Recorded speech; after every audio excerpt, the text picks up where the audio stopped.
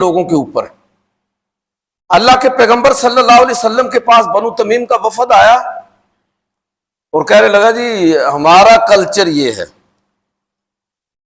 ہماری ثقافت، ہمارے قبیلے کی رسم رواج اور ریتی یہ ہے کہ آپ کا خطیب ہمارے خطیب کے ساتھ مقابلہ کرے، آپ کا شاعر ہمارے شاعر کے ساتھ مقابلہ کرے۔ اگر آپ کا خطیب غالب آ گیا اور آپ کا شاعر غالب آ گیا ہمارے شاعر اور خطیب پر، تو پھر ہم آپ پر ایمان لائیں گے اور آپ کی بات کو مانیں گے۔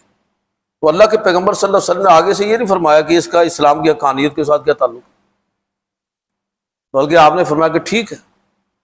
آپ نے یہ واقعہ اکثر علماء سے سنا، پھر باقاعدہ مقابلہ ہوا اور حضرت حسان بن ثابت جو ہیں انہوں نے اپنی برتری ثابت کی، اور ایک صحابی نے اپنے جوہر خطابت دکھاتے ہوئے ان بنو تمیم کے وفد پر اور ان کے خطیب پر اپنی برتری کو پوری طرح ثابت کیا۔ اس کے بعد وہ ایمان لے کر آئے۔